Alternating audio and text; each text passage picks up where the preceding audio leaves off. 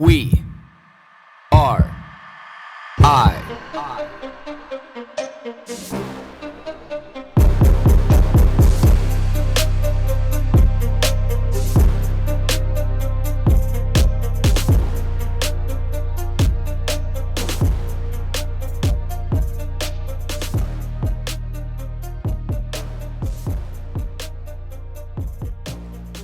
Okay, so we're sitting down with Ariel again today. It's been a long time since she's been on the podcast, but we got some ground to cover. We actually have spent the last half an hour or so talking without recording anything, but we still have tons to say. So we talked about, and where we want to start in the beginning here today is the effects that we've seen COVID-19 have on people, their structure, how the wheels are starting to come off the bus, if they're staying on, what kind of support people need, because we both see so many people in the day.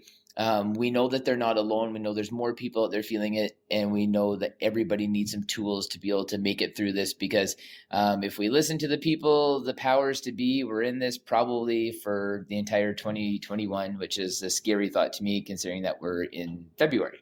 So Ariel, welcome back. Awesome. Thank you so much for having me. And just like you said, people are needing that extra support right now, not just physically, but mentally, emotionally. People might feel okay, but there are going to be more days where they are not okay. And that is okay. It's important to reach out to, people that you trust and that you love, and that they, will support you wherever you are. Be open, be honest with yourself.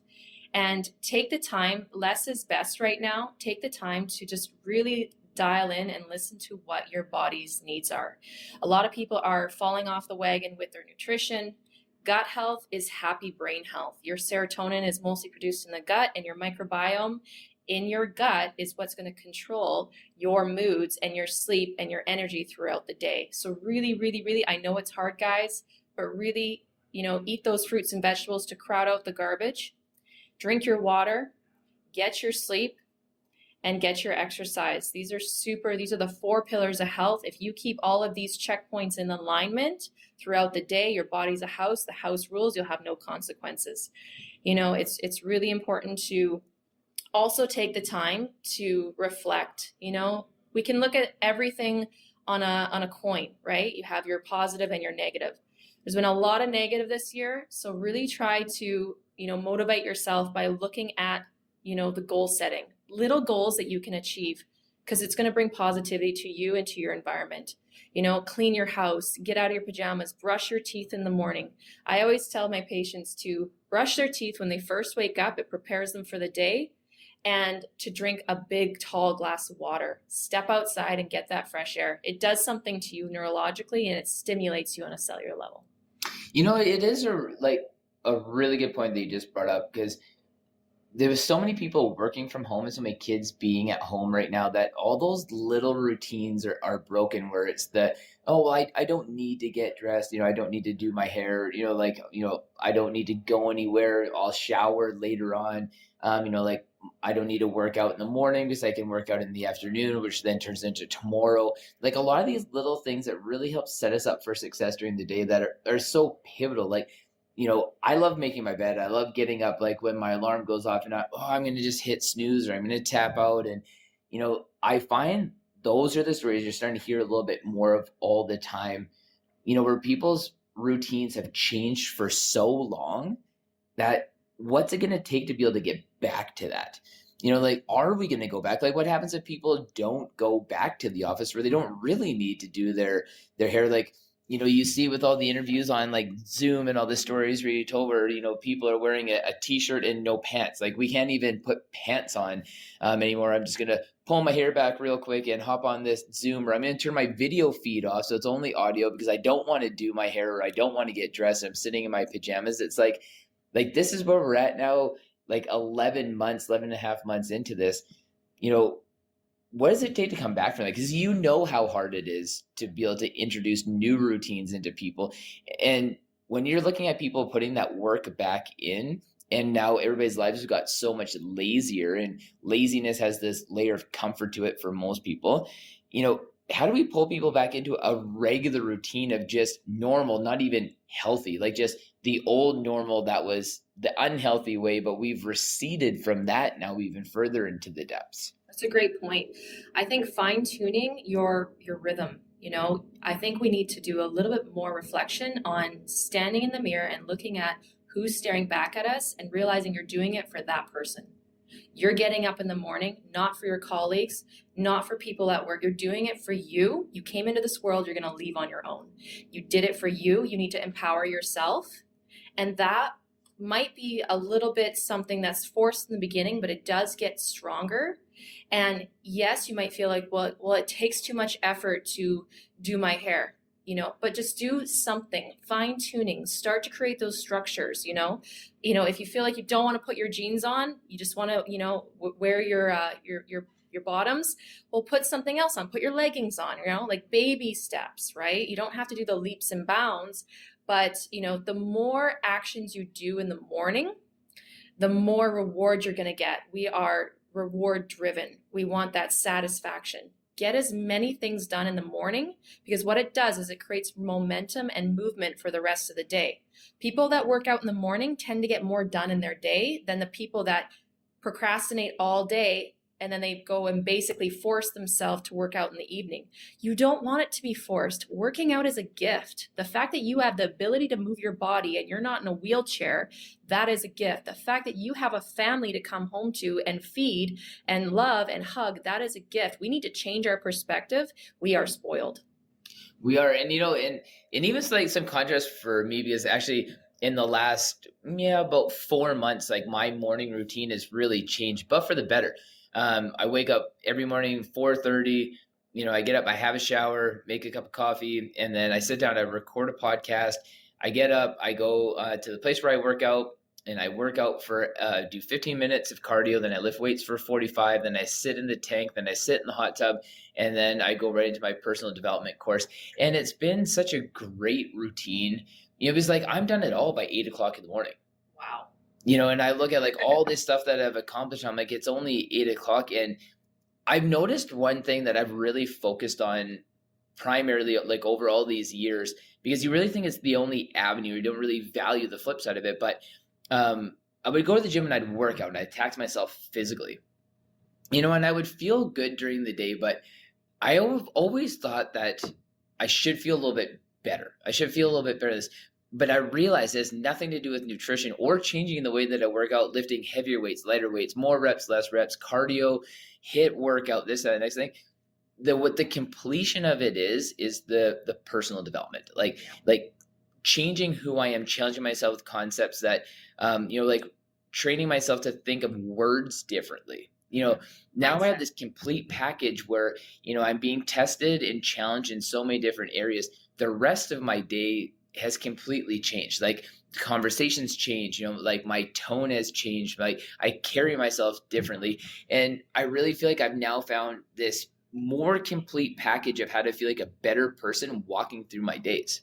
100%. You nailed it on the head. It's all about mindset. If you decide that you're going to wake up and have a good day and get things done, that is a decision, and that is going to be something that you are going to follow through with. If you decide that it is going to be a bad day, it is going to be a bad day, and you are allowing negativity to enter into your environment, into your mind, and that is just going to become a sickness, and we can get addicted to our mindset.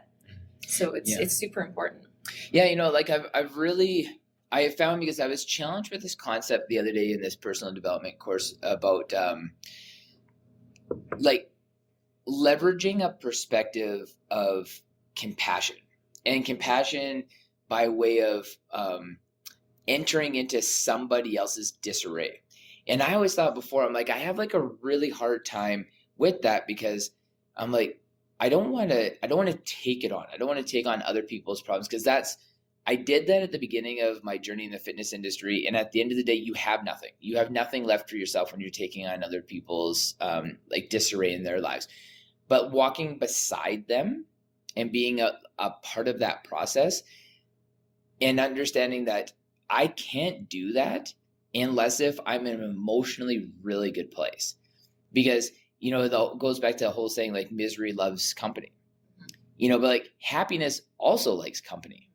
but where nobody ever really talks about it like that. And we all know how good it feels to be around somebody who's positive, but can you simply just flick this switch and have this positive outlook on life? And now I kind of look at it, I'm like, well, you can choose not to dwell on something as much as what you normally would, but we still have to start dealing with these things.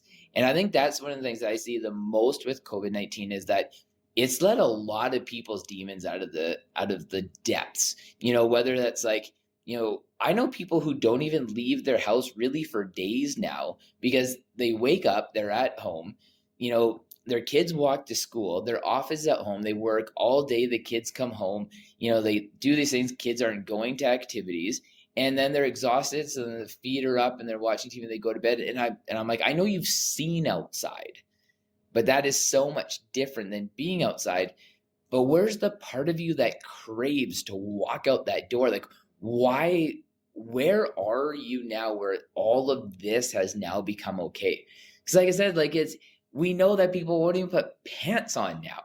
Like to me, that is crazy. Like when I see that, I'm just like, ooh, there's some demons coming out now of like, this is where we are. Or like all the crazy stories about how like people have done inappropriate things on all these Zoom calls. And it's like this is where we're at now. Like this is currently the new norm, no matter whether it stays or not. But what do you see when you're working with people where they make those fundamental shifts where they actually start to see life in a little bit more of a positive light?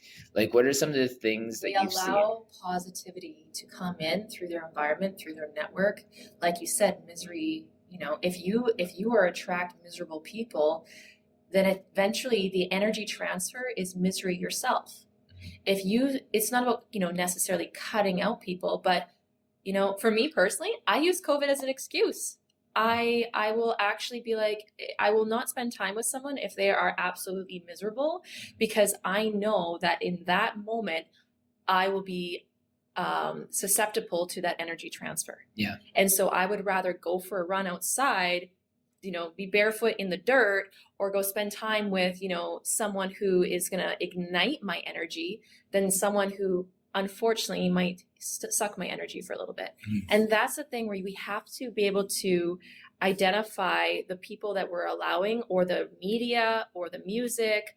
I mean, music can give you so many different emotions. Mm-hmm. So really like tap into what you're listening to, tap into what your all of your ears, your nose, your sinuses, everything. What are you allowing into your body? Because that is what is going to provoke change. Mm-hmm. And if you really are sick and tired of being sick and tired, take a look at your network, take a look at what you're allowing into your brain and allowing into your heart, and maybe make some baby changes. Maybe go step into an environment where there's just a lot of positive, uplifting people. Mm-hmm. It's amazing how scary that can be, eh? Yeah. Like when you're feeling so down, or like you've devalued yourself enough that you don't even fully understand what your contribution could be to this environment that is better than the environment that you're in. And I see that all the time, like where people have devalued themselves so much, the anxiety starts to creep in at such a level that they won't even go to try to change it because like the angst is just overwhelming for them. Yeah. Yeah. And that's where your spiritual realm gets in, right? Yeah. There will always be something to block you and always something to prevent you from growth. And that's when you know that you got to do it the most. Mm-hmm. And that's why sometimes if you can't go out, then just change your music. Yeah. Change your music, change up your diet. If you're sitting there and you're eating bonbons all day, watching the news, listening to some hard metal, you're going to feel like garbage. Open up your blinds. There's little things that you have to do, because otherwise it's just the definition of insanity. Yeah. And that's what people are doing internally. Well, and I was just listening to, I can't remember if it was on the radio or on a podcast or whatever, but they're talking about COVID fatigue because we're inundated by it all the time. They're like, think if you never heard anybody say COVID-19, but all the signage you see everywhere you go, between masks and signs on doors and hand sanitizing stations everywhere, and directional arrows and all that kind of stuff. They're like, that is so visually overwhelming because we see it all day. that you are going to start to tune it out. But what does that mean for us? We're like, something that we're told is so scary, so bad, like be terrified, sit at home, run from it, but now we're desensitized to it. Like, what is that doing? And it was a really interesting question to pose, because it's like, well, who's thinking about that? Because we all know that nobody's really thinking about anything healthy right now. Like, there's no messages of like health or opportunities to be able to help course correct. It's just the fear mongering, but now we're desensitized to the fear mongering where we don't care. So then it's like, well, we're going to clamp down on you even harder because you're not following these rules that every day I've given you my update to tell you how important it is. And it's like, well, maybe you should only do it like once a week then, because we're still, at the end of the day, we're adults. And I always say to everybody, I'm like, it's kind of like, because I was laughing in my mind when you said you've used COVID-19 as an excuse. I always thought about, I'm like, to be honest, I don't even know outside of work how many people I would hang out with in a week anyway. I'm like, I feel like there's been unnecessary restrictions imposed on a lot of people. And I'm the type of person, I'm more likely to push back on something when I'm told I shouldn't be doing it if I was already organically doing it anyway. And I was like, I used to criticize myself for that, but I was like, no, like, you're a fucking adult. That's why you're doing that, because you're not being treated like an adult. So you're pushing back against the concept of being an adult, because you typically wouldn't go out and hang out with 10 people every night. And, like on the weekend, you're in the back at Joe's. I mean, I realize not everybody's like that, but again, it's like where do we lose our personal sovereignty in all this if we're becoming so desensitized to these childish like messages of what's being pushed on us and how we should be treated every day? Mm-hmm. Like, I feel like that there's this growing mental health, craze coming up at the same time that there's this growing acceptance of trying psilocybin and mushrooms. Mm-hmm. Mm-hmm. So this is my segue into picking your brain. Like, this is one of the things that we were talking about before the podcast about how they know that psilocybin can help regrow or grow new neurons in the brain, and there's nothing else that we know of that's like that. Fill us in. Yeah, absolutely. So what you're referring to is actually called neurogenesis. And what's so beautiful is we are designed and wired to respond and to heal ourselves from the building blocks of nature. And nature itself has receptors that bind perfectly and so eloquently into our receptors, into our body to do this transaction. Chemicals cannot do that, and chemicals have tried, but your body is so brilliant and so wired, it knows the difference between organic and inorganic compounds, no matter how much you try to change the molecular structure.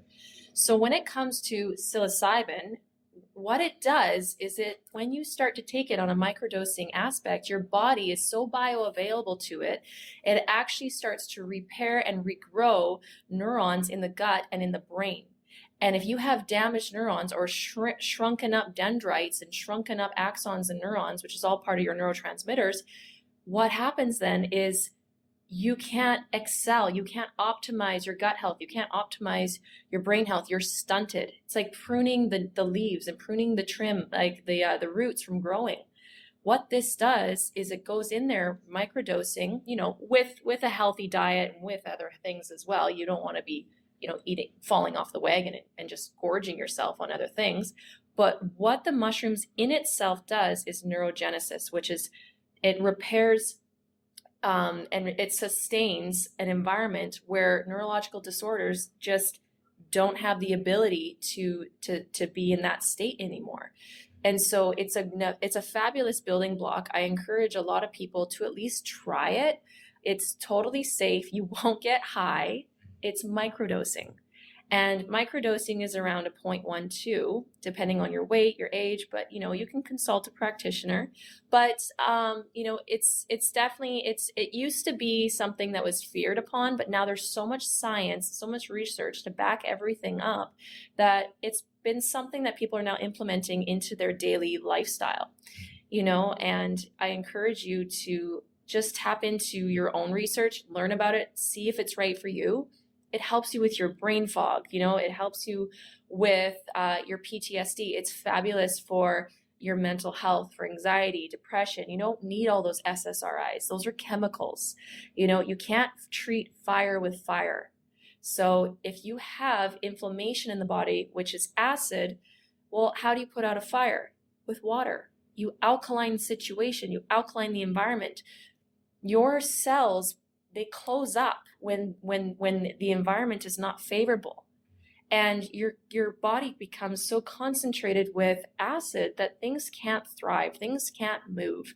You get all of these symptoms, and I'm not saying psilocybin will cure anything, and I'm not saying psilocybin is the one thing that fixes all, but I'm saying it's an amazing tool that's grown naturally that is designed for our receptors through neurogenesis. What causes sorry, when you were just to backtrack a little bit, you're talking about like the shriveling or the stunting of something? Yeah, the dendrites and the axons. So you What have your causes that? So dehydration, lack of minerals. We are a high acidic body.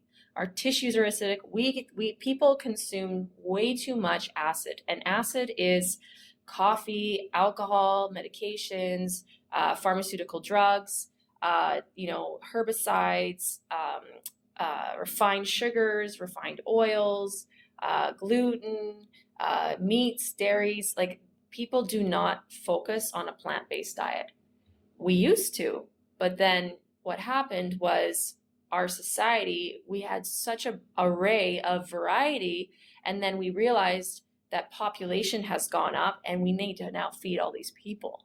And so now we're genetically modifying our food and spraying our food with preservatives just to keep people from starving. But they're not thriving. And to thrive is totally different than, to just keep you alive. So surviving and thriving are totally different things. People are really good at surviving, They'll budget on their food. They'll grab a cookie instead of a celery. They'll stop at McDonald's. They'll drink caffeine like it's going out of style, and they don't realize what that nutrition is doing to their body. And psilocybin is such a beautiful nutrition to the body because it regrows the damage that you've done within the root system. And the root system is your neurological system. And your neurological system is connected between the gut, the brain, and your spiritual system. So when you say 0.12, that's 0.12 of a gram, right? Yes, correct. Now, how do we know what the concentration of the psilocybin is in that 0.12? Does it make a difference that there's different strains of mushrooms, and like how would we know like what's the most kind of quote unquote generic mushroom to be able to grind into that powder or to be able to eat or consume that 0.12? Yeah. So you always want to deal with the fruiting body from the ground up, the chitin, the mycelium. You want to be mindful about the rooting body. The rooting body is actually great nutrients to grind up and use as your soil, right? So that would be something that you can really pull out the nutrients to make a really beautiful mushroom. The mushroom itself, the psilocybin, is not the whole mushroom. It's just a portion of the mushroom that you extract. And so, I'm not a farmer, so I don't know exactly how you would do that. But when people are licensed to grow and licensed to create psilocybin, for distribution, then they will be able to explain why theirs is so powerful and why theirs is so good. So some of the key things you want to look at is, are they using the fruiting body from ground up? Or are they using the bottom part, which is just all the fillers? Are they extracting things properly? What are they watering it with? Are they watering it with just tap water full of all those heavy metals, which are going to go right into your mushroom? Or are they watering it with filtered water, or even better, structured water, right?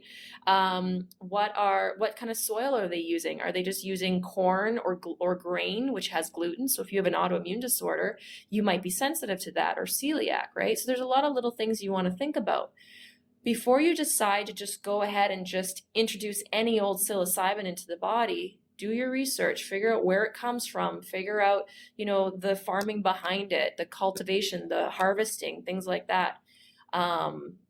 Yeah, that's something. There's a little bit of research on your end that has to happen before you just put something from nature into the body.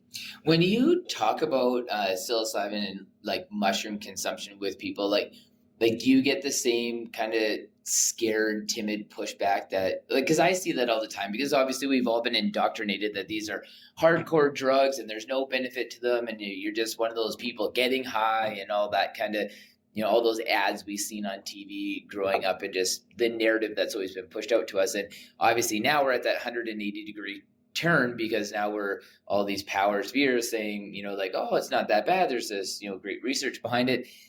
And then I don't know how many people know, but like Vancouver, the city itself, is in line to be the first city in all of Canada that's going to have decriminalized drugs across the board for all of them. So like we get into this very confusing messaging where we've just been indoctrinated for so many years.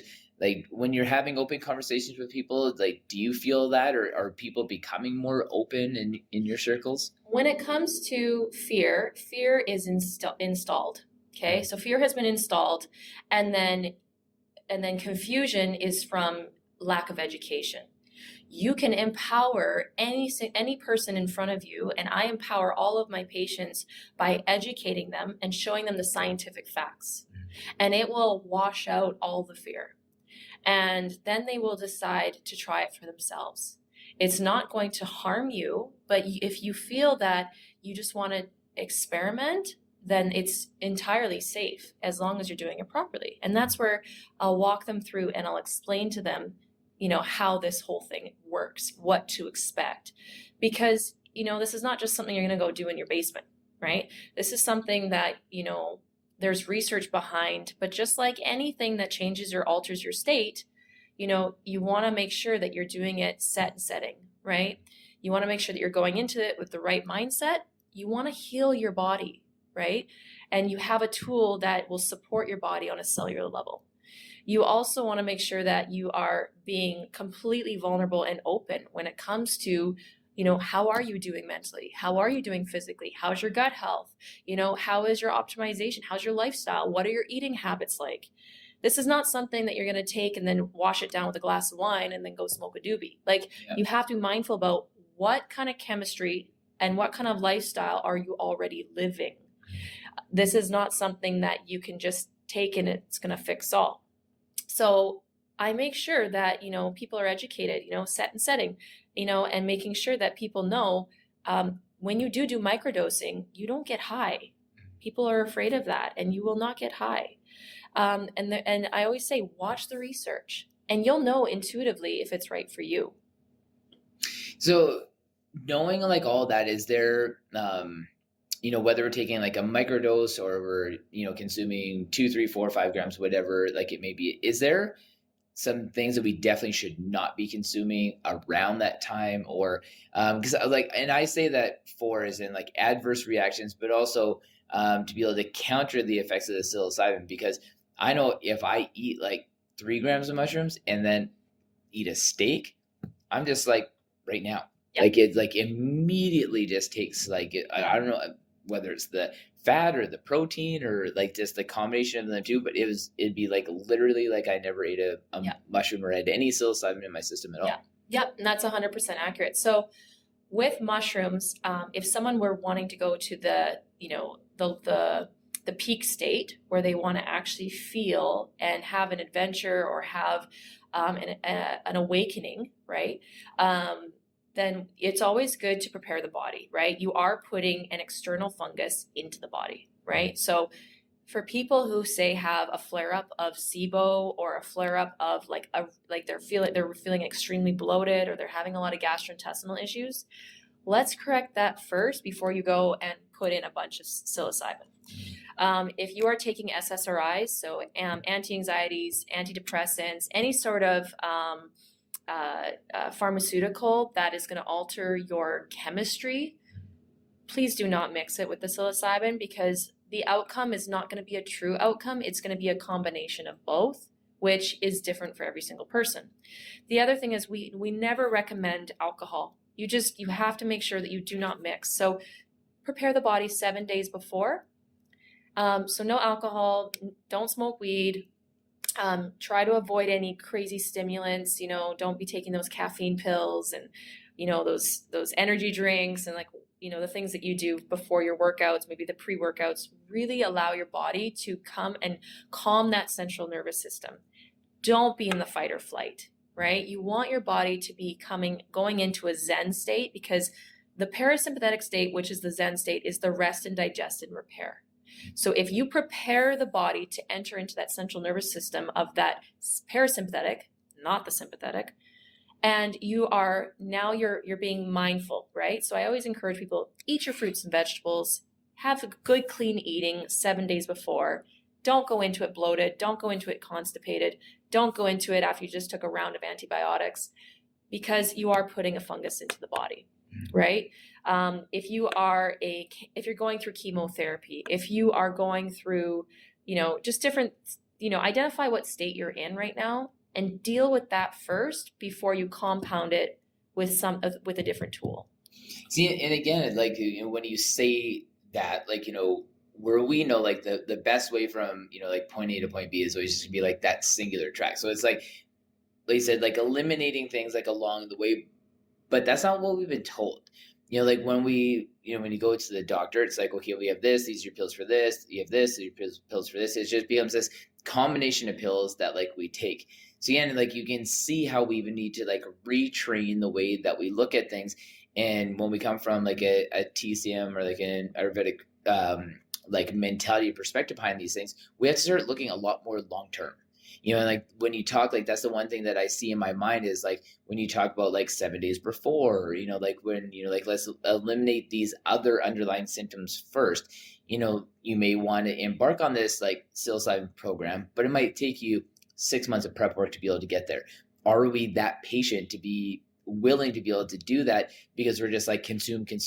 I need more. I need this. I need these pills. I need this drink. I need this patch. Then I need to go run over here and do this. And then I need to go this. And it's just like that is our society, like how it is right now. And again, if we could take advantage of this COVID-19 environment where we've had to tone everything back, and we can kind of look within and say, like, what are some of the changes that I actually really need to be able to make? Like, this could be a really positive reset for our population. But it kind of seems like we've gone inward into the dark hole, versus building more rungs in the ladder to be able to climb out of it. And this is where I say, like, it's the importance of, like, having, like, these conversations and more of these conversations coming out there to realize that it's like there is an alternative to, like, this narrative that we see accumulating. Like, you don't have to jump on the ship of not wearing pants anymore and getting your groceries delivered to your house. And, like, I realize some of these things are safety considerations, but, like, really, like, there's ways we can protect ourselves too.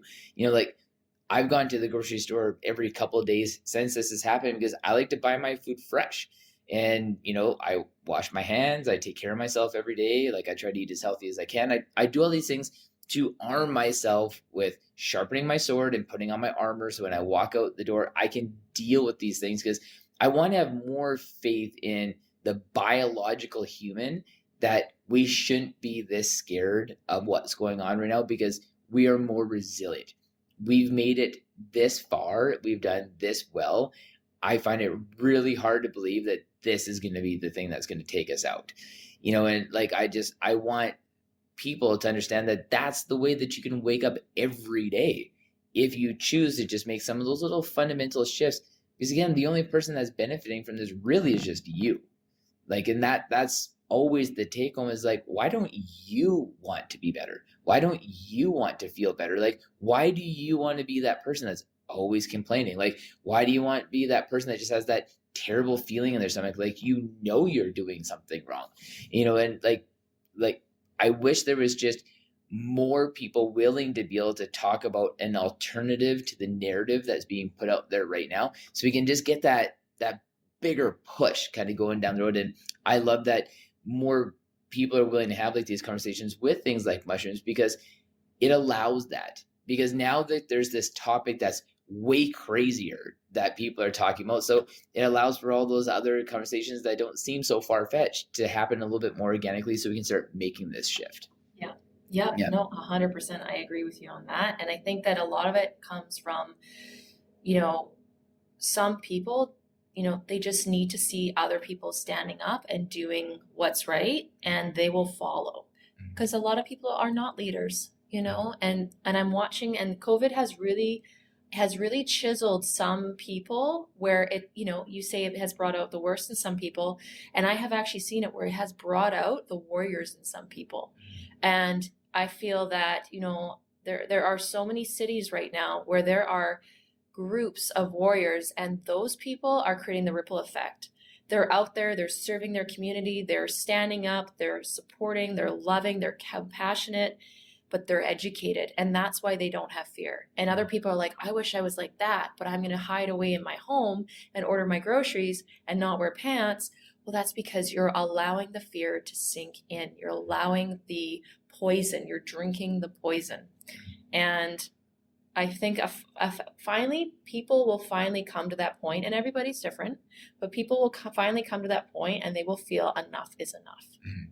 Which, like, you start to see those little, like, glimpses of that where, like, people, like, had enough. Because, like, I know people don't want to talk about it, they don't want to admit it, but, like, everybody's just kind of doing their thing. Like people may not be like, hey, my name is Blake and I'm doing XYZ, which is breaking XYZ rules, but again, like, it's just like adults are making responsible adult decisions, and they're just staying in these little pockets that I just wish we didn't have to lie about it.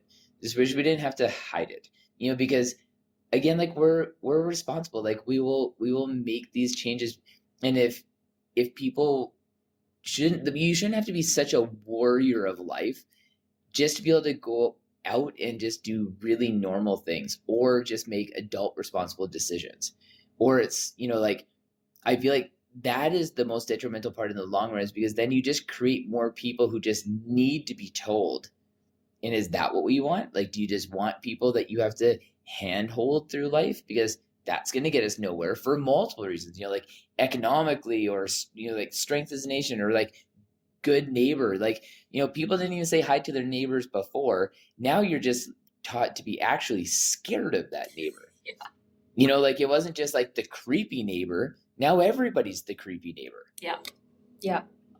What are some of the things that you've done for the positive? Like, are you running more now? Like, have you changed your diet at all? Like what are some of the things? Or if you just plotted courses and stayed the same, changed nothing, this is just Ariel, this is who we are every day.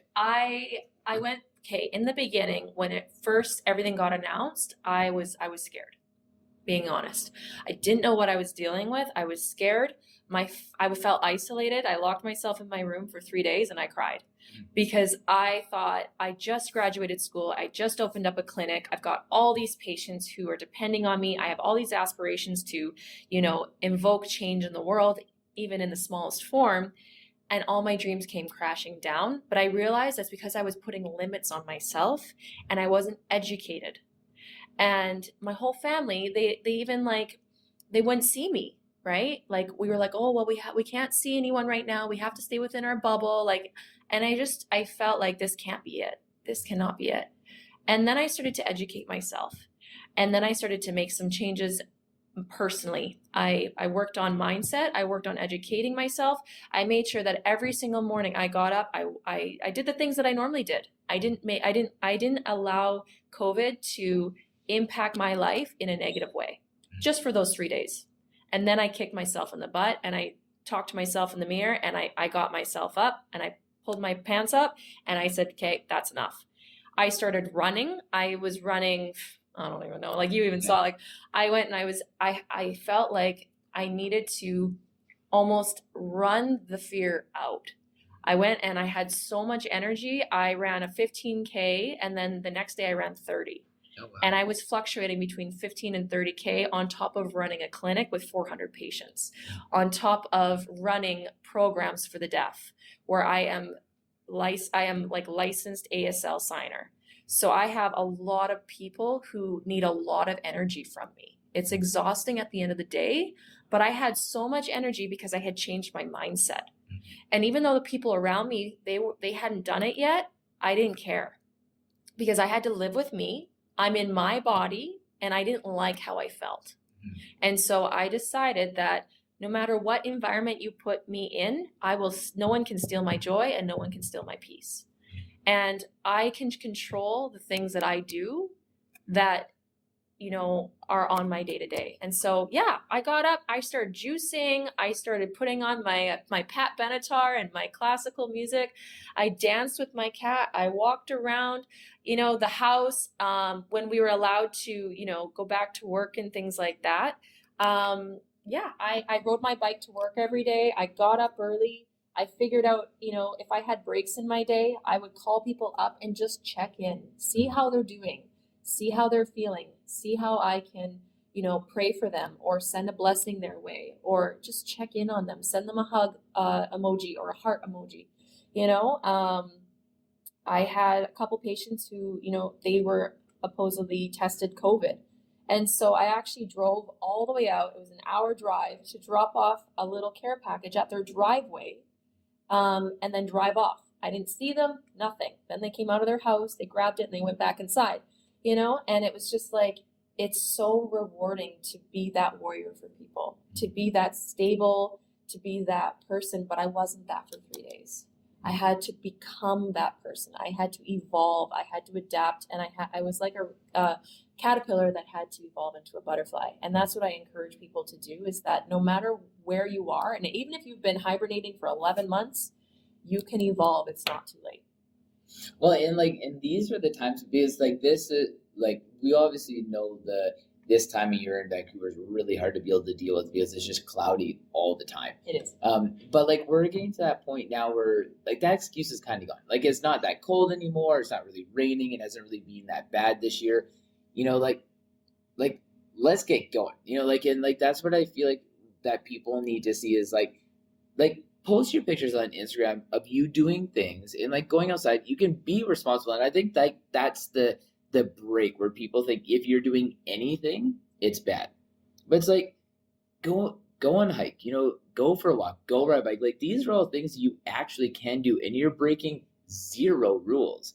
Just get out, because like I said, that fresh air does wonders for you. I know when I'm just inside for 3-4 hours, I feel it. I need to get outside, and as soon as I walk out the door, I'm I'm free. I feel it all the time, and I love it. And I know that's not unique to me. I know this is something that's unique to us being human beings, because we're biological and we should be outside. If you look at even all the other houses of all the other species of everything on this planet, there are a lot more biological homes than we have. So they're still a part of the earth.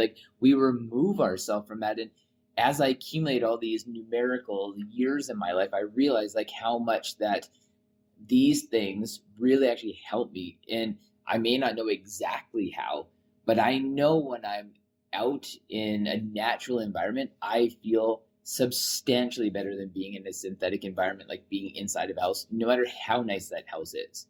Because of energy exchange, what people don't realize is the trees, the grass, the sunshine, all of that is sending a frequency and an energetic value into your body, and your body is responding in a positive manner. It is actually decreasing your cortisol on a biological level. It is suppressing your stress. It is helping your body go from the sympathetic into the parasympathetic, and all you had to do was just go outside. It's incredible. And I don't mean go outside and be on your phone and holding your phone the whole time. That's not going outside. I mean, go outside and be, away from your phone. Put your phone in the car, go for a walk, take your dog, take your friend, or whoever lives in your house, and just go. It's pretty powerful. Touch the tree, touch the grass. I always have a thing where everywhere I go, I love going to the beach. I go to the beach all the time. That's my place. I grew up on the beach, and that's my place. And no matter how cold it is, I will take my shoes off, roll up my pants, and put my feet in the water and breathe in those ions, because it's so, it's such a decompression, and you feel like you just went through 3 weeks of therapy. Yeah. I was talking to a gentleman from Norway today, and we were specifically talking about ice baths. That's how we kind of connected on Instagram. And we were talking about the different environments of being in the cold. So I feel when I'm just in the tank, it's really just sharpening that sword of being a warrior. It's -2, -3 degrees. it's cold as fuck. Like there's ice in it. There's chunks of ice. There's little bitty pieces of ice. You know it's gonna kind of hurt breaking through the ice, getting there's like all these things that play in your mind. So it's just sharpening that sword. But when I go and I'm like laying in a creek or a river and it's flowing water, and it can be a little bit warmer, it can be like just as cold, but like I feel this overwhelming sense of peace. Like it's taken everything emotionally that I don't want to be a part of me, and it's just gonna wash it away. And like I've really paid attention to that because I want to mimic that the convenience having that at home. But like I really know there's something about laying back with your back against the rocks and your head resting against the rock, and you got that one in the shoulder that you're trying to get comfortable. But as that water is rushing over you, it is so cleansing just to be in that moment. Yeah. And I always feel lighter. I always feel happier. I never regret it. And sometimes it's so much more effective at emotionally balancing me than even having like a great conversation with somebody or going to see like my counselor or like anything along those lines, where it's nature doing its thing. It's like that biological exchange happening. That's what got us here in the first place. Yeah. It's so funny you say that because I'm not the kind of woman where when I get home I have a hot bath and a glass of wine. What I do is I have structured mineral water for my shower, and I turn the lights off. I hop into my bathtub and I have a shower bath. Mm-hmm. And I do that every night. And I will go until the water goes cold. Yeah. And it's just something about the water hitting your body. It is so it decompresses you. And you put a cloth on your face so that you keep the heat in, and it's just you feel so relaxed at the end of the night when you physically put something over your face and you have that warmth barrier. It's very comforting, but it produces a lot of melatonin because you're in complete darkness. And the pituitary gland, your body can only make melatonin when you're in complete darkness, which is great for people that have insomnia or they do have anxiety or they do get panic attacks. I do encourage you to do a shower bath with a cloth over your face. It's quite nice. Yeah, it is. For me, like in the morning, I personally always need to have a shower in the mornings. There's just something about standing there with my eyes closed and that warm water rushing over my body. Nothing will wake me up better than that. I could have like 5 minutes of sleep or 2 hours sleep, but just like that is the thing that always wakes me up and gets the gears going. Yeah. And people that are listening, like, if you haven't tapped into the whole like polar bear swim yet, we just did our first one. I hate the cold. I'm always cold. I'd be that person bundled up in the summer. I'm all about the hot tubs. You will never get me in the cold. I don't put ice in my water. I just hate the cold. And we decided to go up into the mountains, and we jumped into the Harrison Lake, and it was cold. There was snow up there. You could see like it was like the water was just very crisp. We made a big fire after. And it invokes something, and I've learned about the science behind it, and I understand the cold plunge, but if you haven't tried it, muster up some courage and go jump off the pier at White Rock or go jump into a cold lake, because it is something that you're almost reborn, and it's addicting, and you'll want to go every month or every day. Or every day. I can attest to that. Yeah. That's why. Let's wrap things up though. I didn't realize that we're kind of getting a little bit over the time here, but yeah, like throw out some, like I said, social media handles, the websites, anything, last comments, any talks you have coming up, any programs you're running that you want people to be a part of, anything along that. This is the time. Awesome. Yeah, so that's Vitality Wellness Center, Ariel Jarvis. You can follow us on Facebook or Instagram. We are located in Langley, just off 200th Street, and we would love to hear from you. Book a free consult today, 15 minutes, and let's see if we can help you. Awesome. Thanks, Ariel.